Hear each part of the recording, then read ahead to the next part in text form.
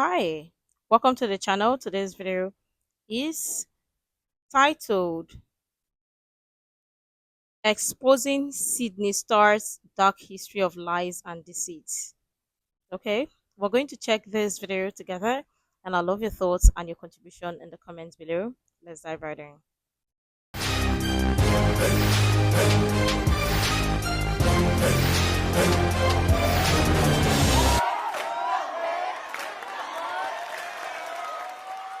Every generation has that one person who would sell their own shadow if it meant standing in the spotlight. For some, that person was none other than Sidney Starr. On the surface, she was bold, beautiful, and impossible to ignore. But beneath the filters and fame-chasing headlines was a trans woman willing to blur every line between truth and illusion to feel seen. This is a story about the relentless chase for fame and the trail of lies she's left along the way.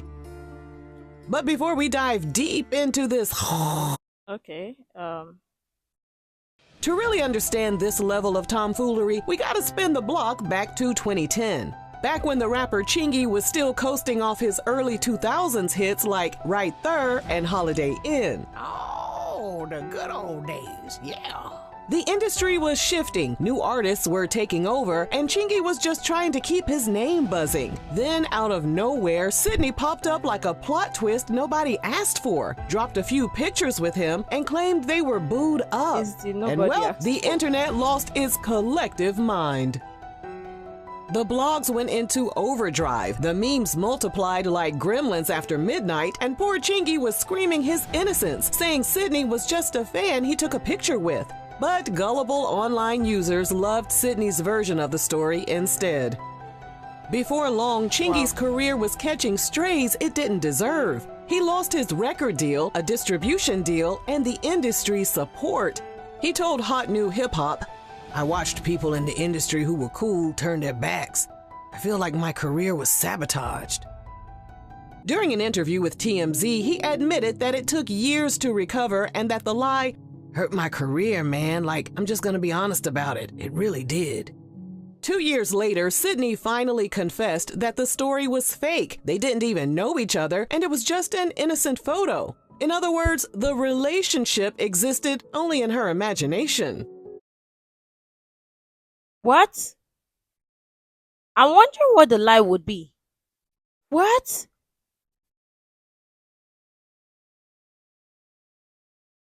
Her friends had convinced her that a little scandal could be her shortcut to fame, and she believed them. And technically, it worked, at Chingy's expense. Sidney's name was suddenly everywhere, from gossip blogs to morning radio shows, while Chingy's reputation was hanging on by a thread.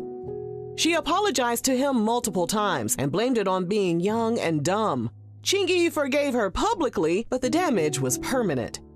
Exactly. When somebody lies for attention, it usually comes from a craving to be seen, validated, and celebrated. Psychologically, this is what's called performative identity. It's when someone starts shaping who they are based on how much attention they can get, rather than who they truly are. And once the world starts rewarding that behavior with likes, headlines, and followers, it becomes addictive.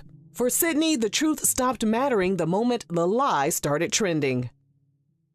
This was the beginning of a dangerous pattern. Sidney had tasted what fame felt like: the attention, the headlines, and the interviews. Once someone's brain gets that dopamine rush, especially after years of feeling unseen or misunderstood, it becomes addictive. For someone like Sidney, who came from an identity already marginalized and misunderstood, that attention probably felt like validation. However, validation built on lies never lasts.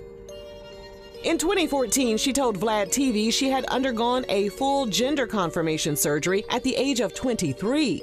She described it as the best decision of her life. It was empowering, and it gave her a sense of completion. But in the same year, she made another headline when she bragged about having a boyfriend for every day of the week.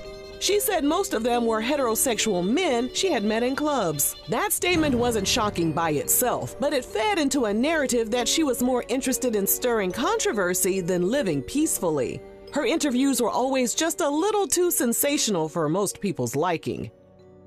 By 2015, her name was linked to another celebrity scandal after posing for a photo with rapper Sway Lee.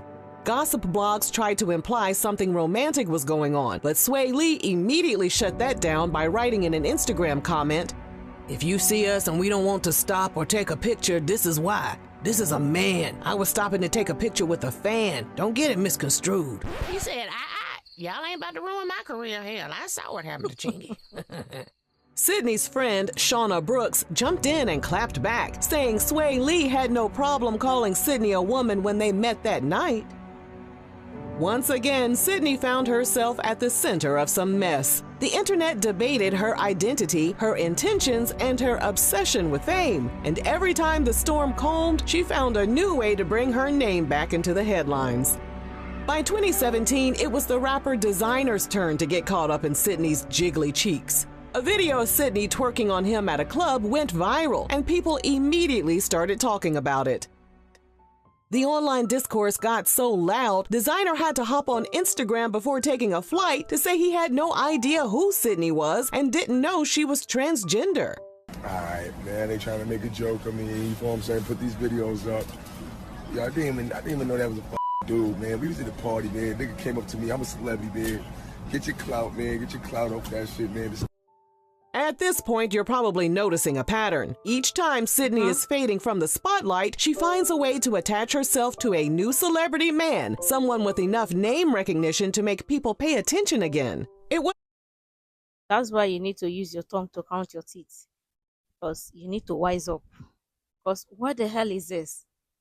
What? It wasn't always malicious, but it was clearly intentional. Psychologically, that behavior aligns with a deeper process called the validation loop. When a person's self-worth becomes tied to external validation, especially in the entertainment world, they'll do anything to maintain that attention, even if it means crossing ethical lines. By 2018, Sydney was back on television, appearing on VH1's Love and Hip Hop New York. In one scene, she visited a doctor and discussed undergoing gender reassignment surgery. Wait a minute now. So she told Vlad TV that she got the surgery when she was 23. So what's the damn truth? She lie for a living, don't she? Golly. The scrutiny was relentless, but she kept feeding it. Whether intentional or not, she had built a brand around being unpredictable and controversial. Then came 2021. She appeared on Baddies ATL, where she would wear a fanny pack to conceal whatever she had going on below the belt. That same year, she made headlines again, this time involving actor Darius McCrary, who played Eddie Winslow on Family Matters. Sydney posted photos and videos of them grinding on each other and swapping spit. The internet didn't hesitate to speculate that they were blowing each other's backs out, especially after this video, captured by our friend Storm Monroe, went viral.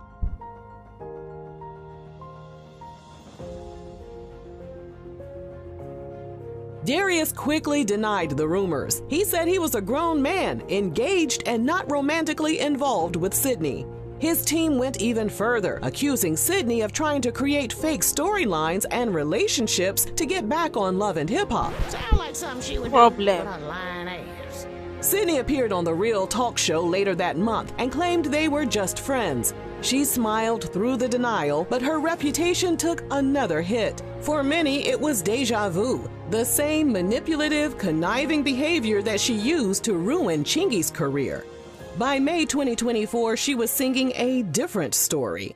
I've done with a lot. I've dealt with some that you guys have seen that have actually admitted to dealing with me. The Eddie Winslow situation, Family Matters. Darius wasn't too upset about the rumors, though. He's been spotted with Sydney multiple times since then, including during an October 2024 joint interview on the No Jumper podcast. During their chat, she claimed Darius paid for her gender reassignment surgery. I don't believe nothing that come out of that girl's mouth. Nothing. Nothing. So why does Sydney keep doing this? Why does she lie, exaggerate, or twist stories? In some ways, Sydney is a mirror of our culture. We reward controversy more than truth. We click on messiness more than a story about compassion. We build people up for the same reasons we tear them down. Because watching them fall makes us feel powerful. Mm. Sydney is a reflection of what fame addiction looks like. Every True. story and every little white lie is her desperate attempt to stay relevant in a news cycle that focuses on a new story every few minutes. When you look at the full picture, the Chingy scandal, the celebrity rumors, the contradictions about her transition, it all comes back to one thing. She's a woman who keeps reinventing her story because she doesn't believe her real one is enough. Sydney had potential. She could have been an advocate, a trailblazer, or a story of triumph. But instead, she's become a punchline in the very industry she so desperately wants to be a part of. Until she learns to find value beyond headlines, she'll always be chasing the next scandal. Thank you for this because this is it, right? Over and over again, lots of people again. She just Auntie Regina just explained shared this. People love controversy, and lots of people love the lies over the truth. And again, yeah, Holly, lots of people say, "Oh, fake it till you make it," but I mean, sometimes you relax. It's too much now. People don't even know which one is true, which one is lie, because when you just say some people be like, okay, okay, because sometimes people don't tire for the lies. But again, it's not even surprising, it's not a surprising thing to hear, especially in Hollywood, because I mean, now you now start to understand and start to wonder, like, that's why you see that there are no two true friends in Hollywood, or lots of them don't have true friends, because some people just want to be friends with you because of what they stand to gain. Sometimes you wonder to, like, how many people are real in the industry. Let me know what your thoughts are in the comments below. Make sure to like, comment, share, subscribe, and all that stuff. And until next time, see you in the next video.